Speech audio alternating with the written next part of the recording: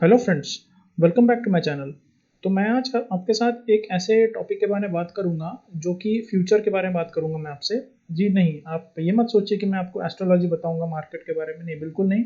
मैं आपसे facts and figures के बारे में बात करूंगा और रियलिटी बताने की कोशिश करूंगा कि आगे जो टॉप 3 सेक्टर्स हो सकते हैं हमारे स्टॉक मार्केट के for the next bull run. आप देख रहे हैं यहाँ पे मैंने एक बुल का मैंने फोटो भी लगाया हुआ है। बुल मतलब होता है कि स्टॉक मार्केट में तेजी का संकेत होता है। तो मैं आपको कुछ ऐसे सेक्टर्स के बारे में बताऊंगा जो कि मल्टी ईयर रिटर्न्स आपको देने वाले हैं, मल्टी फोल्ड रिटर्न्स देने वाले हैं। और यही मौका है जहां पे आपको इन सेक्टर्स को पकड़ना है जिसमें अभी लोग डर रहे हैं या फिर इसमें कुछ इंटरेस्ट है नहीं फिलहाल।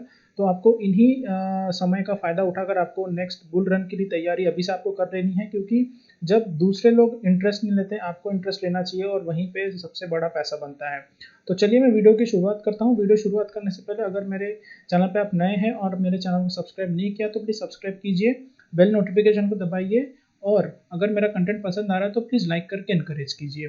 तो चलिए आज की वीडियो की शुरुआत करते हैं।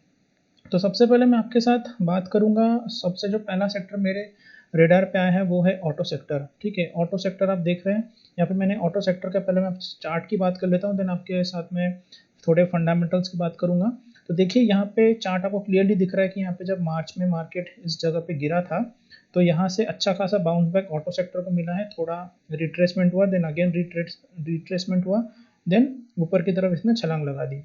तो ये मार्केट मुझे जो भी लगता है जहाँ पे इंडेक्स खड़ा है करीब करीब 8,000 के करीब ये इंडेक्स खड़ा है। तो यहाँ से मुझे आने वाले कुछ दिनों में ये जो यहाँ पे जो रेजिस्टेंस मिला था ऑटो इंडेक्स को, ये मैं निफ्टी ऑटो इंडेक्स का बात कर रहा हूँ जिसमें आपके जितने भी ऑटो सेक्टर्स के स्टॉक्स है जैसे मारुति है, टाटा मोटर्स है, बजाज ऑटो है, जितने भी ऑटो सेक्टर के स्टॉक्स है सारे इस इंडेक्स के कॉन्स्टिट्यूएंट्स हैं, मतलब इसके पार्टिसिपेंट्स हैं। तो मुझे जो अगले दिनों में कुछ आते हुए ये लेवल्स लग रहा है, इंडेक्स 8,500 के levels in the short term मुझे लग रहा है। बट मैं आपको शॉर्ट टर्म की बात नहीं कर रहा हूँ, मैं आपको नेक्स्ट बुल रन की बात कर रहा हूँ। ये तो आपको में भी हो सकता है 2-3 महीने में आपको ये लेवल्स आ जाए इस जगह पे 8,500 पे, बट मैं वहाँ की बात नहीं करूँगा। मैं आपको नेक्स्ट बुल रन की बात कर रहा हूँ जो कि मुझे जो लगता है वो 1-2 साल में एक बड़ा इंडिया का बुल रन आने वाला है। इकोनॉमी में, इकोनॉमी के साथ आपका जो स्टॉक मार्केट है वो भी आपका ऊपर ही जाने वाला है। मुझे जो लगता है जो वहाँ पे ऑटो सेक्टर बहुत बड़ा एक बेनिफिशियरी होने वाला है, उसका मैं एक कारण बताता हूँ। सबसे जो मेन रीज़न है रेट कट्स या फिर आप बोल सकते हो चीप मनी। क्योंकि क्या हो रहा है कि आप अब देखिए कि जितने भी दुनिया के सेंट्रल बैंक्स हैं वो बहुत धड़ल्ले से पैसा छाप रहे हैं, मतलब इन द सेंस कि लिक्विडिटी, जो मैंने आपको बताया था लिक्विडिटी जो मार्केट में आ रही है बहुत ही डेंजरस लिक्विडिटी है। और इसी तरीके से आपका जो स्टॉक मार्केट है इसी कारण से बढ़ रहा है। तो लिक्विडिटी जब तक रहेगी तब तक चीप मनी आपको अवेलेबल रहेगा, और चीप मनी जब तक आपको अवेलेबल रहेगा तब तक आरबीआई भी हमारे यहाँ पे जो है वो इंटरेस्ट रेट को थोड़ा नीचे की तरफ या फिर उस पर ज़्यादा दबाव नहीं डालेंगे, उस पर ज़्यादा इंक्रीज नहीं करेंगे हमारे इंटरेस्ट रेट्स को। तो आरबीआई की तरफ से भी हमको थोड़ी मदद मिल सकती है। तो इसके कारण मैं बोल रहा हूँ कि ऑटो सेक्टर जो है, जो कि कंजम्पशन स्टोरी है, ऑटो सेक्टर में आपको क्या होता है, आपके अगर इंटरेस्ट रेट्स कम होंगे, आपकी कॉस्ट कम होगी तो आपके ऑब्वियसली लोन्स चीप होंगे और उस तरीके से आपकी गाड़ियाँ भी बिकेंगे। तो ये मेरा होल रीज़न है ऑटो सेक्टर को चूज़ करने का, because next bull run, because अभी लिक्विडिटी मुझे जो लगता है वो जितने भी दुनिया के सेंट्रल बैंक से लिक्विडिटी को या फिर आप बोल सकते हो पैसे को मार्केट में और लिक्विडिटी डालेंगे, जिसके तरीके से आपकी जो डिमांड है वो आगे जाके इंप्रूव होती मुझे लग रही है। तो डिमांड अगर ऊपर रहेगी तो आपके जो कंजम्पशन स्टोरीज के स्टॉक्स है, जिस तरीके से मैं बात कर रहा हूँ ऑटो की, तो ऑटो एक डिमांड सेक्टर में आता है, कंजम्पशन स्टोरी में आता है। तो आपको ये वाले स्टॉक्स में या फिर सेक्टर्स में आपको फोकस रखना चाहिए, जो कि मुझे आगे जाते हुए काफ़ी प्रॉमिसिंग लग रहा है। अब इसमें हम कुछ स्टॉक्स की बात कर लेता हूँ जो मुझे पसंद है पर्सनली। तो देखिए मुझे जो पसंद है, मैं प्रेफर करता हूँ लीडर के साथ रहना हमेशा। तो अब देखिए फोर व्हीलर में सबसे बड़ा लीडर है मारुति सुजुकी। मारुति सुजुकी टक्कर में कोई इंडिया में है नहीं आज की डेट में।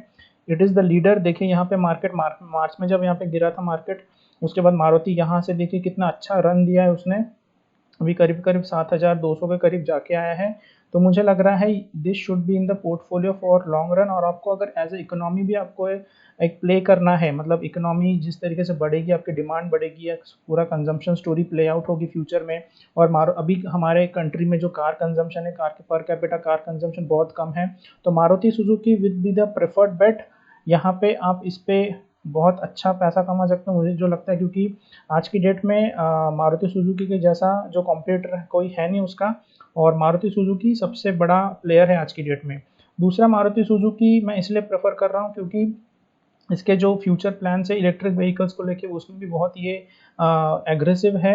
और आगे जाके मुझे जो लगता है ऑटो सेक्टर में बहुत बड़ा एक कंसोलिडेशन होने वाला है, क्योंकि आपके यहाँ पे कितने टाटा मोटर्स है, मारुति, महिंद्रा एंड महिंद्रा है। महिंद्रा एंड महिंद्रा उतना ज़्यादा मार्केट शेयर नहीं है, बट मारुति सुजुकी मुझे जो लगता है लीडर है, आपको लीडर के साथ रहना चाहिए। और मुझे लगता है आगे जाके ये रूरल कंजम्पशन को भी फोकस करता है। धीरे धीरे जब रूरल इकोनॉमी ग्रो होगी, उस तरीके से मारुति सुजुकी के स्टॉक में भी मुझे उछाल दिखती हुई नजर आती है फ्यूचर में। तो मारुति सुजुकी एक आपके पोर्टफोलियो में हो सकता है, अच्छा स्टॉक है फॉर फ्यूचर पर्सपेक्टिव। नेक्स्ट जो स्टॉक आपसे बात करूंगा, हीरो मोटोकॉर्प। ये भी आप स्टॉक जानते हो, लीडर है टू व्हीलर का।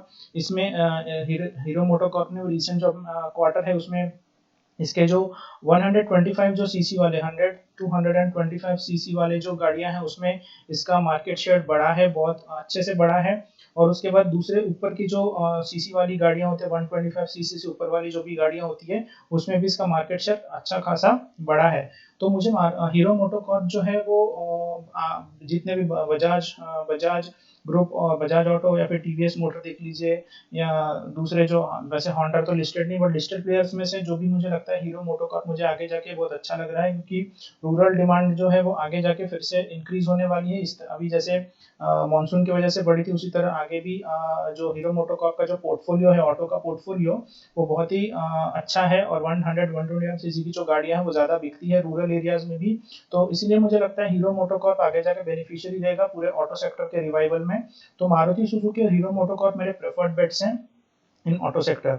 अब मैं नेक्स्ट सेक्टर की बात करूंगा। Next sector for the bull run, it is the financial services. Obviously financial service आपको पता है हमारे देश की बोल सकते हो बैकबोन है, इसके बिना हमारी इकोनॉमी नहीं चल सकती है।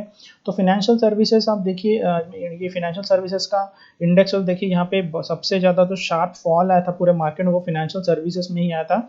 इस तेजी से देखिए गिरा था ये ऊपर से, और अभी यहाँ पे थोड़ा ये कंसोलिडेट हुआ, यहाँ पे थोड़ा नीचे आया, then higher high higher low बना के ये कंटिन्यू ऊपर ही जा रहा है। तो देखिए एक चैनल में मूव कर रहा है ये सेक्टर। और मुझे जो लगता है कि आगे जाके इस सेक्टर में भी बहुत बड़ा कंसोलिडेशन होने वाला है, क्योंकि यहाँ पे बहुत सारे प्लेयर्स हैं इन प्राइवेट बैंकिंग। आप एनबीएफसीज देख लीजिए, आप जितने भी माइक्रो फाइनेंस इंस्टीट्यूशंस देख लीजिए, बहुत बड़े सारे प्लेयर्स हैं। और यहाँ पे आगे जाके वो कंसोलिडेशन होगा, और कंसोलिडेशन में वही बचेंगे जो कि लीडर है मार्केट में, and who are there in the long term in the market, who are sustainable for the long term।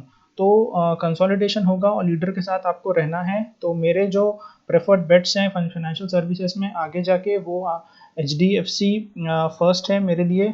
HDFC जो आप लिमिटेड में बात कर रहा हूँ, बैंक की बात नहीं कर रहा हूँ, HDFC लिमिटेड वो मेरे लिए प्रेफर्ड बेट है फर्स्ट इन फाइनेंशियल सर्विसेज। देखिए ये स्टॉक गिरा था और उसके बाद देखिए किस तरीके से अभी एक दायरे में कंसोलिडेट कर रहा है। तो मुझे इस प्लेयर में बहुत ज़्यादा कॉन्फिडेंस है। HDFC की पेरेंटिंग है, पेडिग्री है HDFC ग्रुप की, तो मुझे बहुत बढ़िया लगती है ये हाउसिंग लोन और जितने भी आप बोल लीजिए HDFC ग्रुप। मैंने आपको एक वीडियो पिछले वीक एक वीडियो भी शेयर किया था जहाँ मैंने बताया था कि 1990 का जो क्राइसिस था वहाँ NBFC का क्राइसिस, उसमें सिर्फ HDFC ऐसा कंपनी था जो कि उभर के निकला था। तो HDFC is a strong contender for going forward.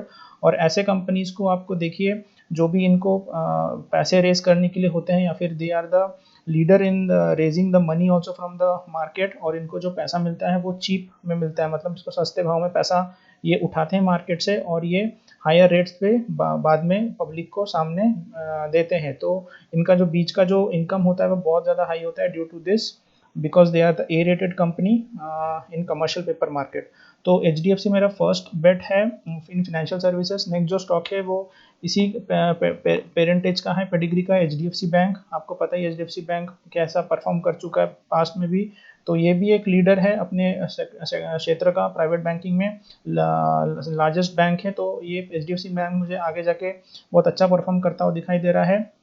Same reason इसी का मैंने HDFC का बचाया, चीप मनी, इनका जो कॉस्ट ऑफ रेजिंग मनी है वो बहुत ज़्यादा चीप है, और आगे जो ये मतलब जो उधार देते हैं सामने तो वो भी महंगे रेट पे भी अगर देते हैं तो इनकी जो इनकम है बीच की वो बहुत ज़्यादा निकल के आती है, and they are the leader. मैंने आपको और एक वीडियो में शेयर भी किया था कि 2008 में जो क्राइसिस हुआ था उसमें जो आपके क्राइसिस के सामने जो HDFC बैंक जो उभर के आया था एज अ लीडर, तो वो बहुत ही काबिल तारीफ़ है। और जिस तरीके से मिस्टर जगदीशन अभी नए CEO नियुक्त हुए हैं, तो मुझे उन पर ज़्यादा कॉन्फिडेंस है कि वो भी अच्छा परफॉर्म करेंगे लाइक आदित्य पुरी जी। तो नेक्स्ट जो मेरा बेट है फाइनेंशियल सर्विसेज में वो है कोटक महिंद्रा बैंक। कोटक महिंद्रा बैंक मुझे अच्छा लगता है। इसका भी आप जो कासा रेशियो देखिए मार्केट में, करंट अकाउंट सेविंग्स अकाउंट बहुत हेल्दी है। तो मुझे लगता है कि आगे जाके Kotak Mahindra bank in banking sector and HDFC bank would be leader. तो इस स्टॉक को भी आप पोर्टफोलियो में रख सकते हो। देखिए ये स्टॉक गिरा तो था, उसके बाद देखिए धीरे धीरे ये हायर हाई हायर लो बनाते बनाते ऊपर जाके अभी ट्रेड कर रहा है। तो मुझे ये आगे जाके अच्छा स्टॉक लगता है as a portfolio for long term investment. Next जो स्टॉक मेरे रडार पे आया है वो बजाज फाइनेंस। NBFC का दिग्गज प्लेयर है ये, इसको टक्कर देने वाला आज की डेट में कोई नहीं है। तो NBFC में आपको अगर कोई प्ले करना है तो आप बिल्कुल से आप बजाज फाइनेंस को ले सकते हो अपने रडार पे। और देखिए किस तरीके से गिरा था और ये चढ़ा भी है, बहुत अच्छे तरीके से चढ़ा है। और आगे जाके मुझे जब इस सेक्टर NBFC में भी जब कंसोलिडेशन होगा तो मुझे बजाज फाइनेंस ही लीडर आते हुए नजर आता है। क्योंकि आप कंज्यूमर लोन देखिए, रिटेल लोन देखिए, इसके जिस तरीके से लोन इन लोग बांटते हैं, या फिर इसकी जो डिमांड है लोन की फ्रॉम कंजम्पशन स्टोरी, आप अगर इंडिया की कंजम्पशन स्टोरी देखोगे फ्यूचर में, उसके लिए भी मुझे बहुत प्रॉमिसिंग है लगता है। तो बजाज फाइनेंस आपके रेडार पे होना चाहिए। नेक्स्ट जो मैं सेक्टर आपसे बात करूंगा, थर्ड जो सेक्टर, दो सेक्टर मैंने आपके साथ बात कर लिए। थर्ड जो सेक्टर है वो है फार्मा सेक्टर। आपको पता ही किस तरीके से फार्मा की जो आपकी डिमांड है उस ड्यू टू कोविड इस तो बढ़ गई है। बट मैं आपको फार्मा सेक्टर का सिर्फ इंडेक्स बता रहा हूँ, मैं आपको फार्मा सेक्टर का कोई स्टॉक नहीं बताऊंगा। क्योंकि फार्मा सेक्टर आपका जो देखिए वो थोड़ा सा डाइसी है, क्योंकि कभी भी इसमें US FDA के जो इशूज़ है वो आ जाते हैं और उसके वजह से स्टॉक्स पे आपको मार पड़ती हुई दिखाई देती है। तो एज अ स्टॉक मैं आपको कोई फार्मा सेक्टर से नहीं बताऊंगा, बट मैं आपको इसका एक इंग्रेडिएंट बताऊंगा। इसका आप बोल सकते हो इंटरमीडियरी जो सेक्टर है उसका बताऊंगा, जो कि है API। API आपका जो होता है एक्टिव फार्मास्यूटिकल इंग्रेडिएंट्स, इसका फुल फॉर्म होता है। तो API का जो मेन होता है कि जो भी दवाइयाँ कंपनीज बनाती है उसमें जो इंग्रेडिएंट होता है, जो आपकी जो आपका जो रॉ मटेरियल होता है वो जो सप्लाई करते हैं उनकी कंपनीज। तो उसमें मेरा जो प्रेफर्ड बेट है, जो लीडर, मैं लीडर के साथ जाना चाहता हूँ हमेशा, तो अल्काइल अमीन्स। आप सबको पता ही होगा इसके बारे में, अल्काइल अमीन्स के बारे में। अल्काइल अमीन्स ने देखिए किस तरीके से रनअप दिया है, यहाँ पे बॉटम बना था और यहाँ से एक तरफा मूव इसने दिया है, अभी 3500 का रेट जाके आया है। तो मैं अगर आप बोलोगे कि कौन से सेक्टर में फार्मा से रिलेटेड, तो मैं फार्मा रिलेटेड में डायरेक्टली कम इन्वेस्ट नहीं करूंगा। बट मैं उससे रिलेटेड जो API जो कंपनीज होती हैं जैसे अल्काइल अमीन्स है, तो ये एलिफेटिक अमीन्स बनाते हैं। मतलब एलिफेटिक अमीन्स का मतलब होता है एक सॉल्ट होता है, एक तरीके का सॉल्ट होता है जो कि आपके मेडिसिन में यूज होता है। तो ये जो कंपनीज होती है इनका शिफ्ट इन पे फोकस क्यों आया है, क्योंकि चाइना में जो आपके जितने भी मैन्युफैक्चरिंग यूनिट्स है इससे रिलेटेड वो वहाँ पे बंद हो रहे हैं, या फिर इंडिया जिस तरीके से चाइना के अगेंस्ट में मुहिम छेड़ी है रिगार्डिंग मैन्युफैक्चरिंग इंडस्ट्रीज, तो उसकी वजह से इंडिया में ये जो बिजनेस है आते हुए मुझे नज़र आ रहा है वापस।